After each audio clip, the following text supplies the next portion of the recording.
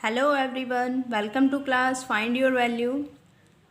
Exercise 3.2 का sixth question है given the linear equation 2x plus 3y minus 8 equal 0 right another linear equation in two variables such that the geometrical representation of the pair so form is.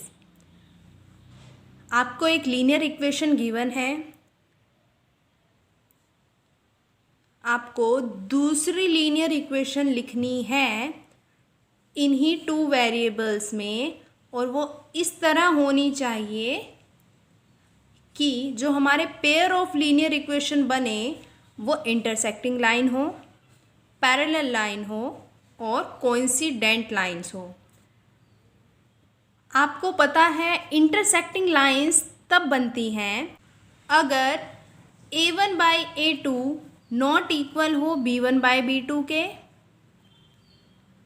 इसी तरह parallel lines तब बनेगी अगर a1 a2 का ratio b1 b2 का ratio equal हो, ratio of a1 a2 equal ratio of b1 b2 not equal c1 by c2।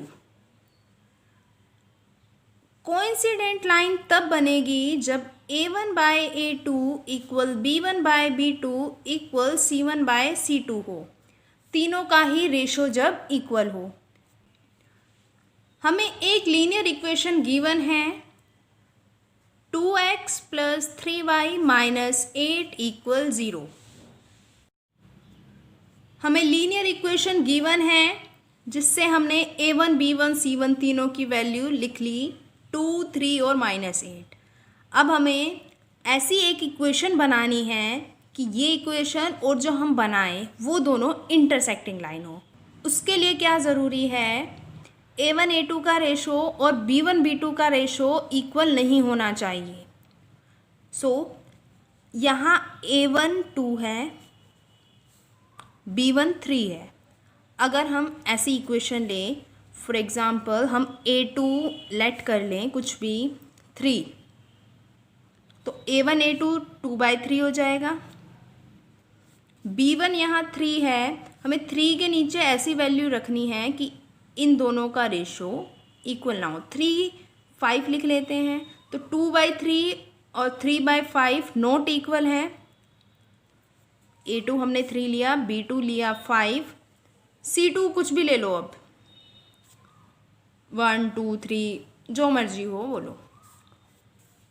तो a2 b2 c2, इससे हमारी इक्वेशन क्या बन जाएगी 3x plus 5y plus 1 equal 0। ये इक्वेशन बन गई। ये दोनों इक्वेशंस कैसी बनी हैं, अगर हम इन्हें ज्योमेट्री में रिप्रेजेंट करें, ग्राफ बनाएं इनका, तो ये दोनों इंटरसेक्ट करेंगे, इंटरसेक्टिंग लाइन बनी है। क्यों? क्योंकि a1 a2 ratio of a1 a2 यानी 2/3 और रेशो ऑफ b1 b2 यानी 3/5 नॉट इक्वल है। इसी तरह आप इसके और भी एग्जांपल्स लिख सकते हैं, कुछ भी लिखें। हमने इसका ये इक्वेशन लिखी है ना, आप चाहे कुछ और भी लिख लो 2x प्लस यहाँ 4y लिख दो -8 इक्वल 0। इसमें क्या होगा, a1 a2 अगर हम फाइंड करें 2/2, b1 b2 फाइंड करें 3/4, नॉट इक्वल हैं दोनों। आप ऐसे मैनी एग्जाम्पल्स लिख सकते हो, खूब सारे एग्जाम्पल लिख सकते हो। इन्होंने केवल एक पूछा है तो कोई भी लिख लो आप अपनी मर्जी से। इसी तरह सेकंड वाला है पैरेलल लाइंस। पैरेलल लाइन में क्या कंपलसरी है कि a1 a2 का रेशो b1 b2 का रेशो दोनों इक्वल होने चाहिए, c1 c2 इक्वल नहीं होना चाहिए। 2x plus 3y minus 8 equal 0, ये इक्वेशन है। इसी के जैसे एक और बना रहे हैं हम 2x प्लस 3y, बस c को चेंज कर रहे हैं, प्लस 5 इक्वल 0। अगर हम इनके रेशो कंपेयर करें, देखते हैं क्या आता है, 2/2 3/3 -8/5, यानी a1 by a2 b1 by b2 दोनों इक्वल हैं, but c1 by c2 not equal है। ऐसे लिख सकते हो आप। और कैसे लिख सकते हो, और एग्जाम्पल लिख सकते हो इसके। यहाँ 2 है, इधर हमने 4x लिख दिया, यहाँ 3 है, यहाँ 6y लिख दिया, यहाँ कुछ भी लिख दिया, 1 2 3 4 जो मर्जी हो आपके वो लिखो। तब क्या होगा, 2/4, A1 A2 का रेशो 2/4, B1 B2 का रेशो 3/6, दोनों इक्वल हैं। इसे अगर हम सिंपलेस्ट फॉर्म में कन्वर्ट करें आ जाएगा 1/2। और C1 C2 यानी -8/3 नॉट इक्वल है। सो आप ऐसे बहुत सारे एग्जाम्पल्स लिख सकते हो। और एक लास्ट बच जाता है कोइंसिडेंट लाइन। इसमें क्या है, तीनों के रेशो इक्वल होने चाहिए। 2x + 3y - 8 = 0, 2x + 3y - 8 = 0, तीनों के रेशो इक्वल होने चाहिए। मतलब पूरी इक्वेशन को 2 से मल्टीप्लाई करो, 3 से करो, किसी से भी करो, जो मर्जी है। हम मान लो 3 से कर दें, 3 2 = 6x + 3 3 = 9y - 3 8 = 24 = 0।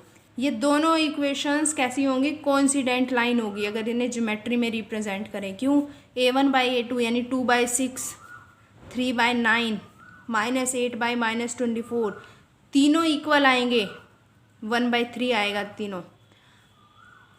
ऐसे ही आप बहुत सारे एग्जाम्पल लिख सकते हो। इसमें सबसे इजी क्या है, आप 4 से मल्टीप्लाई कर दो तब लिख दो। जैसे एक और एग्जाम्पल लिखें अगर हम, 4 2 = 8x, 4 3 = 12y, 4 8 = 32 = 0। ये दोनों क्या होगी, कोइंसिडेंट लाइंस होंगी।